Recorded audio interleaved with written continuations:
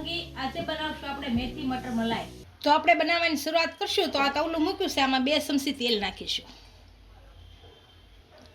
તેલ ગરમ થવા દઈશું। આપણે એક બાજુ વટાણા મૂક્યા છે, આમાં પાણી અને મીઠું નાખી અને બફાવા મૂક્યા છે। બફાઈ જાય એટલે ઉતારી લેશું। તેલ આપણું ગરમ થઈ ગયું છે, આની અંદર આખા કાજુ નાખીશું। 2 મરચી કાપેલી નાખીશું। 2 કાંદા કાપેલા નાખીશું અને આપણે સારું શેડવી લઈશું।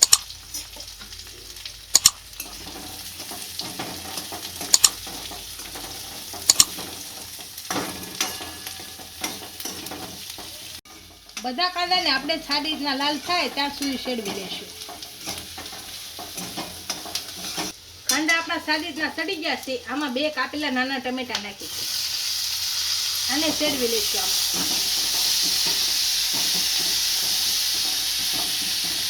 આપણા ટમેટા અને કાંદા સડી ગયા છે, આમાં આપણે હાથીનું હળદર પાવડર નાખીશું। આમાં હાથીનું ધાણા જીરું પાવડર નાખીશું। હાથીનું લાલ મરચું પાવડર નાખીશું। આમચૂર પાવડર નાખીશું અને આપણે ભેળવી લઈશું।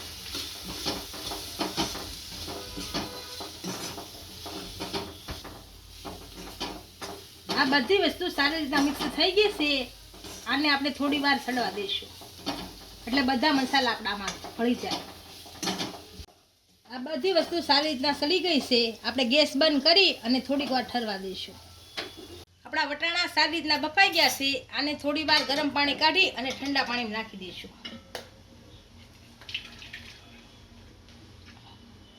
હવે આમાં ઠંડુ પાણી નાખી દઈશું થોડું।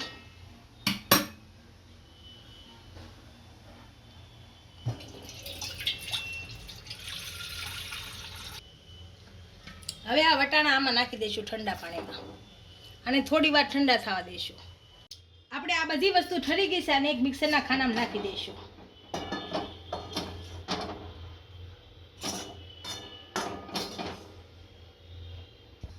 હવે આની અંદર આપણે થોડુંક પાણી નાખી અને ગ્રેવી તૈયાર કરી લઈશું।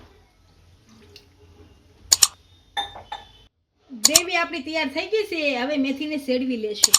આપણે તવલું મૂકી દીધું છે અને ગેસ ચાલુ કરી દીધો છે, આમાં થોડુંક તેલ નાખીશું। તેલ આપણું ગરમ થઈ ગયું છે, આની અંદર આપણે મેથી નાખીશું અને શેડવી લઈશું।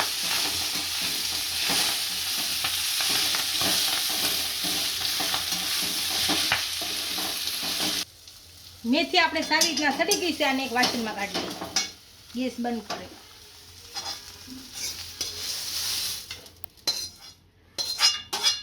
તવલું આપણે એનું નામ મૂકી દીધું છે, આમાં થોડુંક તેલ નાખી દઈશું।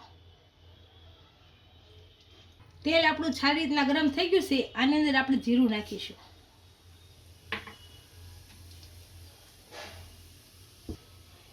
જીરું આપણું સારી રીતના શેકાઈ ગયું છે, આની અંદર આપણે ગ્રેવી જે બનાવી હતી એ નાખી દઈએ। આને ઉકળવા દઈએ। આમાં આપણે એક ઉફાળો આવે ત્યાં સુધી આને છેડવી લેશું।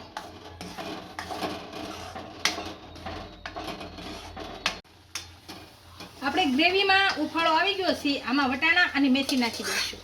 આ બાફેલા વટાણા નાખીશું ના શેડવેલી મેથી નાખી દઈશું અને મિક્સ કરી દઈશું। આમાં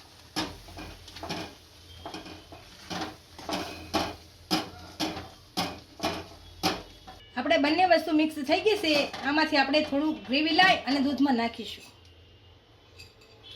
અને મિક્સ કરી દઈશું।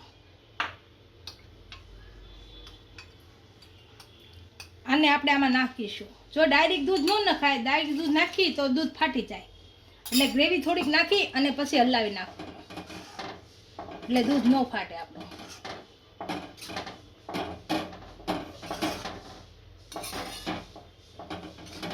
અને એક ઉફાળો આવવા દઈશું। આપણા શાકમાં સારી રીતના ઉફાળો આવી ગયો છે, આમાં સ્વાદ અનુસાર મીઠું નાખીશું। કચૂરી મેથી નાખીશું। હવે આપણે આની અંદર હાથીનો ગરમ મસાલો નાખીશું। થોડો થોડો નાખીશું। હવે આપણે આની અંદર હાથીનો કિચન કિંગ મસાલો નાખીશું. હવે આને મિક્સ કરી દઈશું.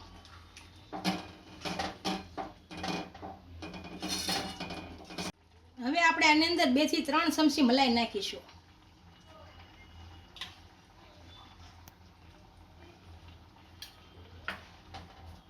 હવે ગેસ બંધ કરી અને નીચે ઉતારી લઈશું.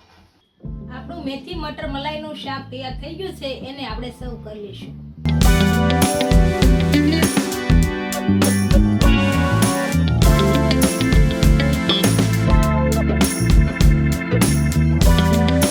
જો મારો વિડીયો ગમ્યો હોય તો વિડીયોને લાઈક કરી દેજો. ઇન્સ્ટાગ્રામ અને ફેસબુક પર ફોલો કરી દેજો. મળીએ નવા વિડીયો સાથે.